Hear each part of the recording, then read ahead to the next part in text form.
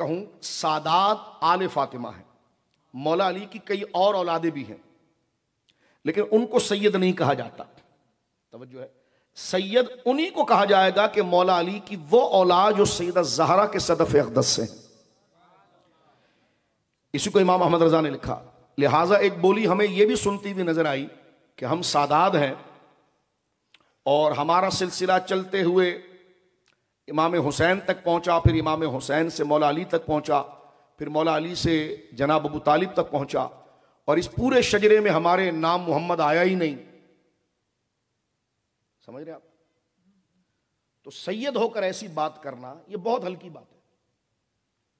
और फिर यह कहना माज़ अल्लाह कि हमारे पूरे शजरे में हम औलाद मोहम्मद कहलाते हैं। किसी ने कहा कहीं पर, और अहले सुन्नत को तंग करने वालों के ग्रोह में ये बात कर दी कि हम सैयद हैं और हमारा सिलसिला हजरत इमाम हसन और हुसैन से ऊपर होकर मौला अली तक पहुंचता है और मौला अली से जनाब अबी तालिब तक पहुंचता है। तो इसमें कहीं पर भी नाम मोहम्मद तो हम आले मोहम्मद तो कहीं नहीं आए, नाम तो अबू तालिब का आया।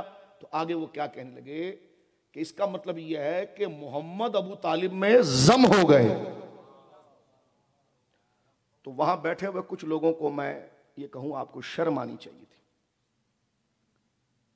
यह कौन सी तारीफ का तरीका है अहले बैत का रदी अल्लाह ताला।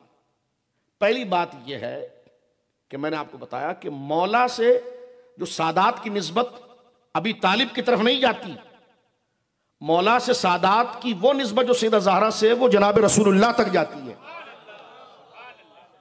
इसीलिए हुजूर ने फरमाया था कि फातिमा, हर बच्चा अपने ददियाल से पहचाना जाता है, लेकिन तेरी औलाद मुझसे पहचानी जाएगी। यह हदीस पाक आप सामने रखते और देखते, समझ रहे आप, सामने रखते। और फिर यह जुमला कहना कि जनाब अबू तालिब के अंदर रसूलुल्लाह जम हो गए, माज़ अल्लाह, यह है वो खुली रावजियत कि जिसमें बेजा ऐसा मुबालगा कर दिया जाए कि वहां, वो तो अकीदा है ना उनका कि इमामों को पीछे करो, नबियों को पीछे करो, इमामों को आगे करो। ओ मेरे भाई बात सुनो, ये क्या जुमला आप कह गए कि अबू तालिब के अंदर मोहम्मद जम हो गए माज़अल्लाह, यानी हुजूर फरायर वो असल है अल-अयाज़ु बिल्लाह। तो जाहिलों सुनो, हुजूर वजह तख्लीक कायनात है, हुजूर असले कायनात है, हुजूर के सदक़े सारी चीजें बनी गई है। तो कुछ कोई इन बातों को भी खबर ले, इन पर भी कोई शरई हुक्म आए और इस पर भी कोई बातें की जाए।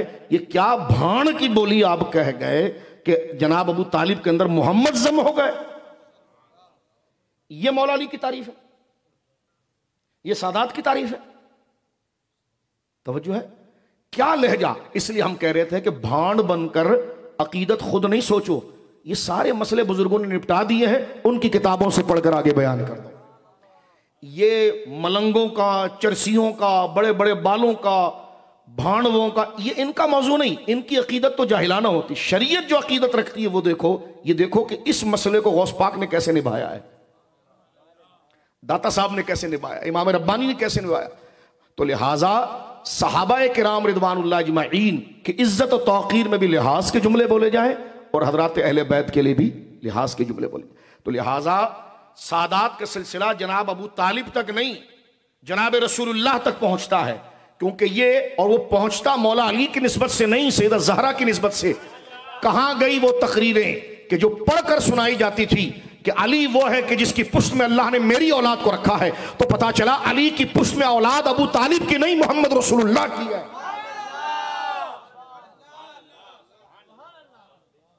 ये मोहम्मद रसूलुल्लाह की औलाद है सल्लल्लाहु अलैहि वालिहि वसहबी बारिक वसल्लम। कोई एक बंदा नहीं खड़ा हुआ हजरत अबू बकर सिद्दीक के सामने हजरत इमाम महदी की अफजलियत की बात, एक नंगा नाच करना, कोई खड़ा नहीं हुआ।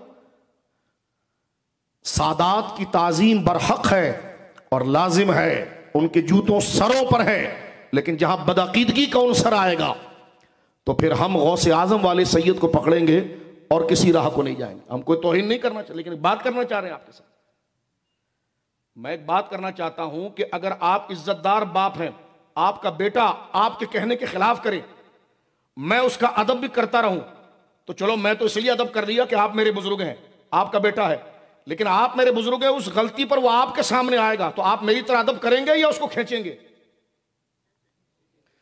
तो लिहाजा अगर सादात होकर इतनी हल्की बात कोई कर जाए और बदअकीदगी की राह खुल जाए तो हमें तो आप गाली दे दें, लेकिन मौला अली को उठकर मुंह दिखा सकेंगे आप? सैयदा ज़हरा पाक के सामने खड़े हो सकेंगे? इतने गिरे हुए जुमले जो सरकार करीम के लिए कहे गए हैं, तो कैसे सैयदा ज़हरा पाक इसको सुनेंगी? हमें तो आप बांध बांध कर कहेंगे कि सादात का अदब हो। सादात का अदब बरहक है, लाजिम है, लेकिन अकीदा मुकद्दम है, अहले सुन्नत मुकद्दम है। सैयद पढ़ा लिखा भी ना हो तब भी ताजीम की जाएगी, सैयद मजदूर भी हो तब भी ताजीम होगी, सैयद जेब से कल्लाश और खाली हो तब भी ताजीम होगी, लेकिन जब वो सुन्नी हो और अकीदा ठीक ना हो तो मजदूर सैयद तो क्या खुद को पीर भी कहेगा तो नहीं मानेंगे, और अगर अकीदा दुरुस्त हो तो पीर साहब होना तो बहुत इज्जत वाली बात है। वो उनके घर का वो अगर आम मजदूर भी हो और हमें पता चल जाए ये सैयद है और है अकीदा दुरुस्त, तो वो हमारे लिए दिल का चैन और इज्जत के लायक बनेगा। लेकिन अकीदा अहले सुन्नत के खिलाफ हो तो मजदूर नहीं, वो पीर कोई बड़ा भी बन जाए तो इज्जत के लायक नहीं रहेगा, क्योंकि अकीदा सबके लिए शर्त है। अमल में कमजोरी हो जाती है, अमल में कमजोरी हो गई तो अमल की कमजोरी की वजह से नसब की इज्जत नहीं जाती। आला हज़रत इमाम अहले सुन्नत ने मजदूर को क्या कहा कि डोली में तुम बैठो, मैं नीचे बैठूंगा। इमाम आजम अबू हनीफा रहमतुल्लाह अलैह दर्स देते हुए सैयदों के बच्चों को देखकर खड़े हो जाते थे।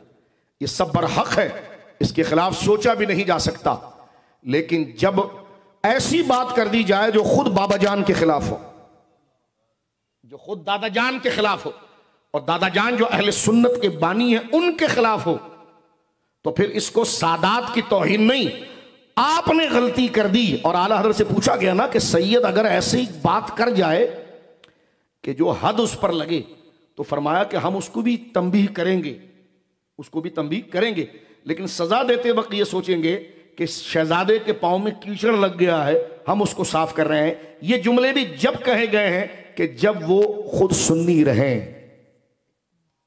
जब वो खुद, मेरे जुमला समझ रहे, सुन्नी। लेकिन जब इस किस्म की बाण बोलियां हो कि वो सरकार उसमें जम हो गए,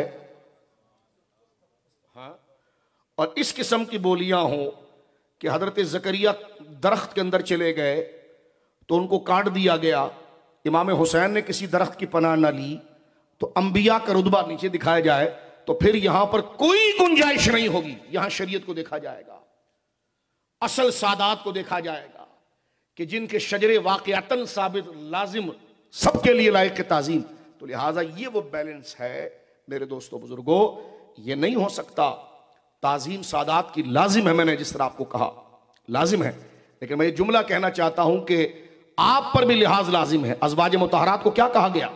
हालांकि वो ऐसी हरकत नहीं करती। अल्लाह ने जब उनको आयत तथहीर उतारी तो फरमाया अल्लाह रब्बुल आलमीन अगर तुमने खता की तो तुम्हें दैफैन, दोहरा अजाब दिया जाएगा।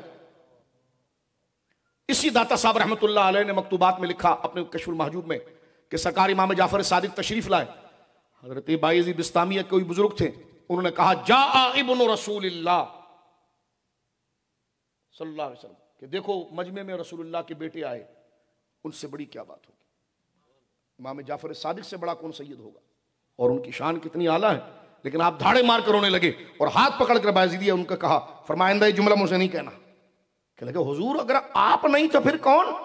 फरमाया मैं तो ये डर रहा हूं कि अपने नाना को क्या मुंह दिखाऊं। तो वो कहते हैं मुझ पर रिक्कत तारी हो गई कि जिनको खुदा ने शर्फ दिया है वो कानून शरीयत के आगे ऐसे कांप रहे हैं, तो मेरा हाल क्या होगा। तो लिहाजा अकीदत को तवाज़ु में रखना है, और तवाज़ु में रखना है शरीयत के दायरे के अंदर। तवज्जो है आपकी?